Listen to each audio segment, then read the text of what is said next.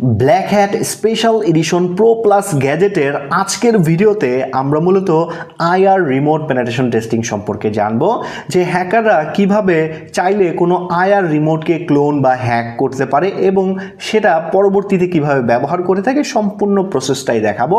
বা আপনার বাড়িতে যখন আপনার টিভি রিমোট বা কোনো রিমোট যদি নষ্ট হয়ে যায়, আপনি ওই রিমোটের ভ্যালুগুলো কপি করে কিন্তু আপনি পরবর্তীতে আমাদের এই ব্ল্যাক হ্যাট ডিভাইসটাকে একটা রিমোট হিসেবে ব্যবহার করতে পারবেন। তো এটা কিভাবে কাজ করে সম্পূর্ণ প্র্যাকটিক্যালি আপনাদের দেখাচ্ছি। তো এই যে আমাদের যে ব্ল্যাক হ্যাট গ্যাজেটটা দেখতে পাচ্ছেন, এইটার মধ্যে দুইটা সেন্সর এখানে দেখতে পাচ্ছেন, এই যে একটা সেন্সর আর একটা হচ্ছে এই আরেকটা সেন্সর। তো প্রথমে এখানে যে সেন্সরটা আছে, এই যে এটা হচ্ছে আইআর রিসিভার সেন্সর, আর এইখান থেকে যে ডাটাটা রিসিভ করবে এই ডাটাটা আবার এই যে পাশে যে আইআর এলইডিটা আছে এই এলইডির মাধ্যমে ট্রান্সমিট করা হবে। তো টোটালি একটা রিমোটের যে কাজ আছে সম্পূর্ণ কাজটাই আপনি করতে পারবেন আমাদের এই ব্ল্যাক হ্যাট ডিভাইসের মাধ্যমে। আর এইটার মাধ্যমে আমরা এই যে রিমোটটা আছে, দেখেন আমাদের এটা একটা সাউন্ড বক্সের রিমোট, আমার সামনে এই যে দেখতে পাচ্ছেন সাউন্ড বক্স। তো আমি চাচ্ছি যে এই রিমোটটাকে ক্লোন করে আমরা এই যে সাউন্ড বক্স যেটা আছে এটাকে কন্ট্রোল করব বা অন অফ করব, বা যে কোনো বাটন আমরা প্রেস করে এটার যে কাজ আছে এটা আমরা করতে পারবো। তো এটা কিভাবে করতে হয় সেটাই আমি আপনাদের দেখাই। তো পারফেক্ট ভাবে আপনি আমাদের ডিভাইসের মাধ্যমে এই কাজটি করতে পারবেন। তো প্রথমে আপনি যে কাজটি করবেন, আমাদের ব্ল্যাক হ্যাট থেকে আইআর রিমোট পেনিট্রেশন টেস্টিংয়ের যে ফাংশনটা আছে সেখানে চলে যাবেন। আর অবশ্যই আপনার অথরাইজড ডিভাইসের উপরে পারমিশন, যে ডিভাইসের উপর আপনার পারমিশন আছে ওইখানে আপনি টেস্ট করবেন।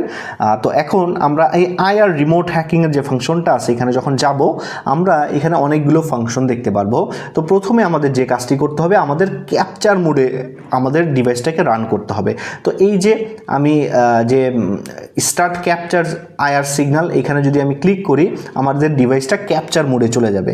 তো এখন আমাদের যে কাজটি করতে হবে, এই যে দেখেন আমাদের এই যে সেন্সরটা আছে এই পাশে, এই যে দেখেন ব্ল্যাক কালার যে পাশটা আছে এই সেন্সরটা রিসিভারের এই দিকে আমাদের এই যে রিমোটটা আছে, যে রিমোটটা আমরা ক্লোন করতে চাচ্ছি, যেই বাটনটা আমরা ক্লোন করব সেই বাটনটা এই রিমোটের এই সরাসরি এই দিকে ধরবো। দেখেন এই যে এটা আমি ধরলাম, আমার এইখানে দেখেন সাউন্ড বক্স কিন্তু অন হয়ে গেছে, যে আমি রিমোটের মাধ্যমে অন অফ করতে পারছি।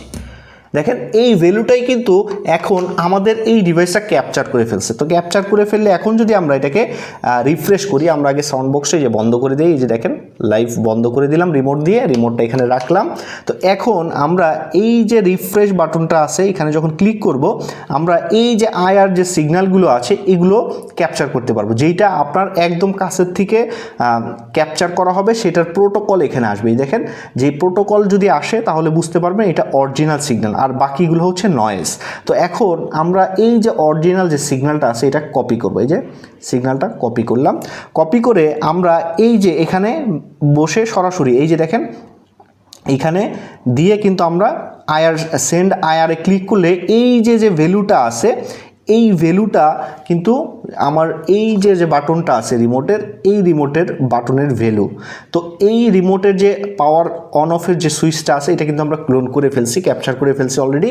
এখন আমরা যদি দেখাই, এই দেখেন আমি যদি এখান থেকে এখন এই যে রিমোটটা, অবশ্যই রিমোটের যে আইআর যে ইটা আছে ট্রান্সমিটারটা আছে আইআর এলইডিটা, এটা কিন্তু সরাসরি এই যে সাউন্ড বক্সের দিকে থাকতে হবে, সাউন্ড বক্সের দিকে রাখবেন। আমি এটার উপরে রাখি যাতে এটা সরাসরি সাউন্ড বক্সের দিকে যায়। এই যে দেখেন সরাসরি আমি এইভাবে রাখলাম, এটাকে এইভাবে রাখলাম। দেখেন এই যে রিমোট কিন্তু আমি এই সামনে আপনাদের সামনে রেখে দিলাম। তো এখন আমরা যে কাজটি করব, এই যে এখান থেকে আইআর সিগন্যালটা, এই দেখেন আমি রিমোটটা আপনাদের এখানে সামনেই রেখে দিলাম। আইআর সিগন্যালটা আমি যে কাজটি করব, আইআর সেন্ডে ক্লিক করব। এই দেখেন সাউন্ড বক্স অন হয়ে গেছে। আবার আমি যদি এখানে ক্লিক করি, এই দেখেন আইআর বন্ধ হয়ে গেল।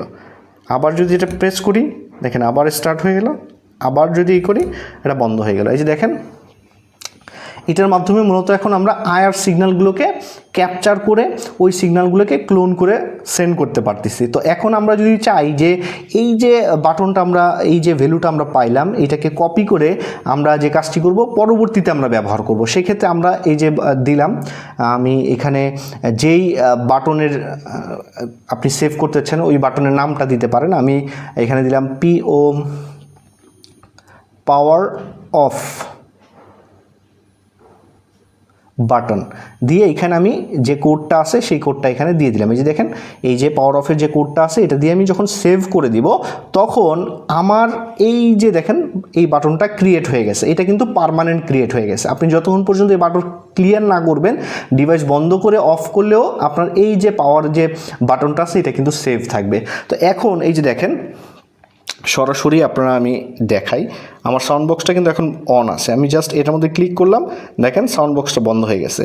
আবার আমি যদি এখানে ক্লিক করি সাউন্ড বক্সটা অন হয়ে গেছে। আবার দেখেন আমার আঙ্গুলের দিকে খেয়াল করেন, আমি যদি আবার ক্লিক করি সাউন্ড বক্স বন্ধ হয়ে গেছে।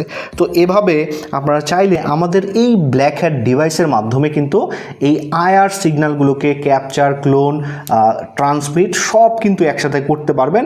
আর আমাদের আগের যে ভার্সনগুলো ছিল সেখানে কিন্তু আপনার এই যে বাটনগুলো আপনি সেভ করতেন ওইটা কিন্তু আপনার যদি পাওয়ার বন্ধ করে অন করতেন ওই সেভ করা বাটনগুলো কিন্তু চলে যেত, কিন্তু এখন আর কিন্তু চলে যাবে না। আমাদের যে বাটনগুলো আছে এগুলো কিন্তু পার্মানেন্ট আপনার এই ডিভাইসে সেভ করা থাকবে। আপনি যখন তখন আপনি যে বাটনগুলো এখানে সেভ করছেন এগুলো কিন্তু ইউজ করতে পারবেন। তো আজকে এ পর্যন্তই, ধন্যবাদ সবাইকে।